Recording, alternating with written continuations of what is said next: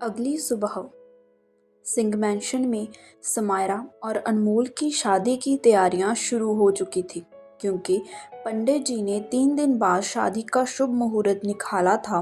तो सभी जल्दी जल्दी सारा काम देख रहे थे। समायरा के घर वाले काफी खुश थे। आखिर इस बार उनका समायरा की शादी का सपना जो पूरा होने जा रहा था। पिछली बार तो उसकी शादी अपने हाथों से वो सब नहीं करा पाए थे और उन तक सिर्फ उसकी शादी की खबर ही पहुंच पाई थी। घर की सारी औरतें शॉपिंग में बिजी थी, बस समायरा को छोड़कर, जो बेमन से सबके साथ यहाँ से वहाँ जा रही थी। वहीं दूसरी तरफ रॉय मैंशन में भी समायरा और अनमोल की शादी का कार्ड पहुंच चुका था और उस कारण ओमकार हद से ज्यादा चिढ़ा हुआ था। पर उसने एक बार भी कार्ड की तरफ नहीं देखा था। उसे बस अलका जी से पता चला था कि उन्हें शादी में इनवाइट किया गया है।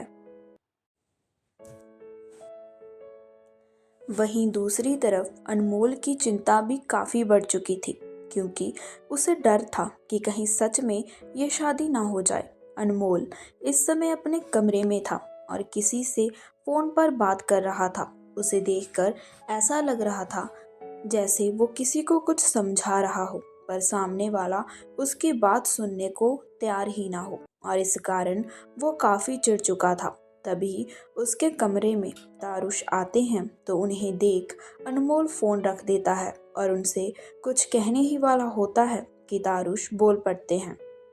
देखो अनमोल, मुझे पता है कि तुम्हें चिंता हो रही है शादी को लेकर, पर फिक्र मत करो, सब कुछ ठीक होगा।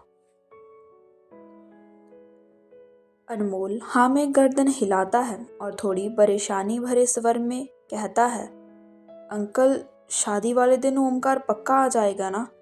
वैसे भी कार्ड्स पर तो समारा के साथ उसका ही नाम है।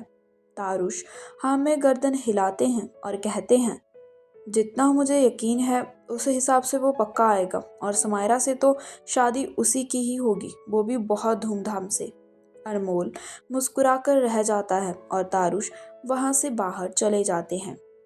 3 दिन बाद सिंह मैंशन के हॉल के बीचों बीच मंडप सजा हुआ था और उसके अंदर बैठे पंडित जी शादी की सारी तैयारियां कर रहे थे और वहीं तारुश इधर से उधर जा रहे थे और सब कुछ ठीक है या नहीं वो देख रहे थे। और वहीं सिंह मैंशन के बाहर का दृश्य और भी अच्छा था। रात के अंधेरे में सिंह मैंशन जगमगा रहा था और उसके आसपास देखकर तो ऐसा लग रहा था मानो दिन ही हो। वहीं सिंह मैंशन के एक कमरे में समायरा की बहन सान्या खड़ी थी और वहीं एक मेकअप आर्टिस्ट समायरा को तैयार कर रही थी। जब वो अपना काम खत्म कर पीछे हटती है तो समायरा अपनी आंखें खोल अपने अक्स को अपने सामने लगे आत्मकद शीशे में देखती है।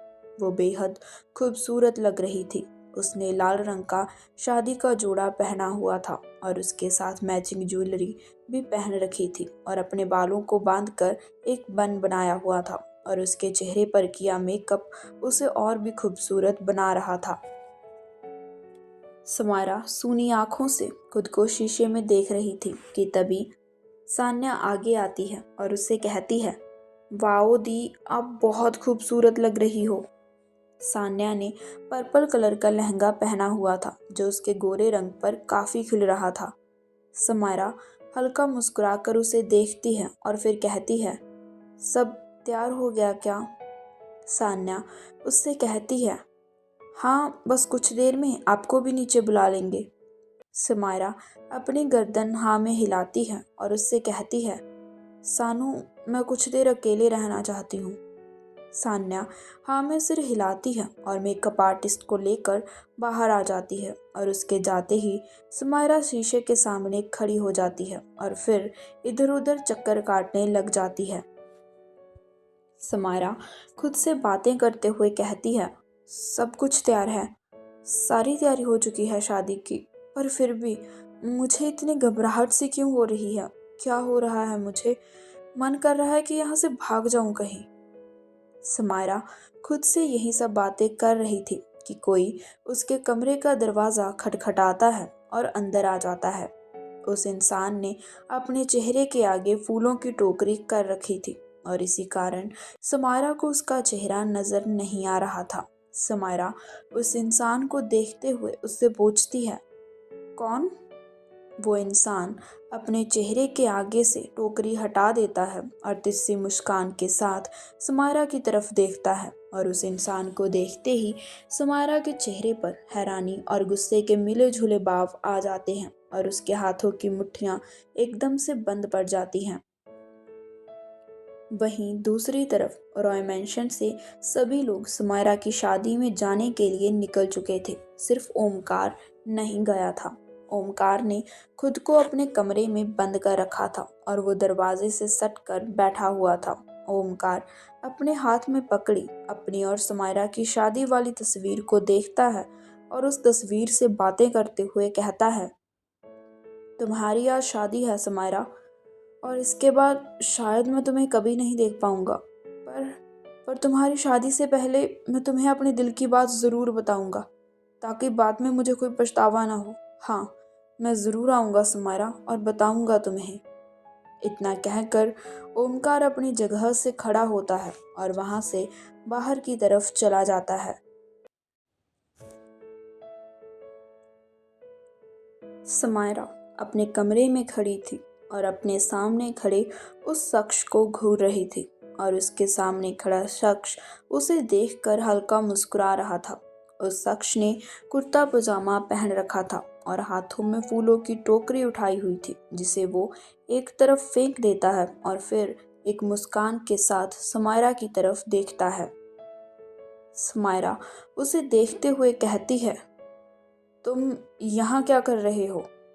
वो शख्स मुस्कुराते हुए उसे देखते हुए कहता है, मुझे लगा था कि आप मुझे भूल गई मिस समायरा सिंह, पर आपको देखकर लगता है कि मैं आपको बहुत अच्छे से याद हूँ।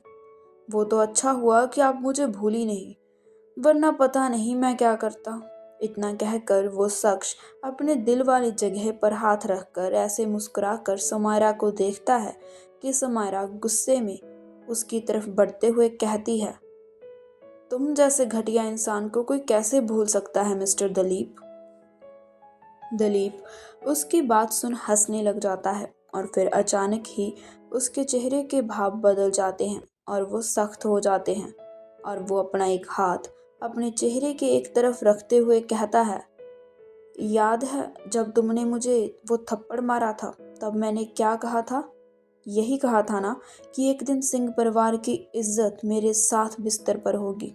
पर तुम्हारी किस्मत अच्छी रही कि तुम्हारी शादी ओमकार रॉय से हुई और उसके कारण तुम बची रहे। पर अब मैं और इंतज़ार नहीं कर सकता सुमायरा।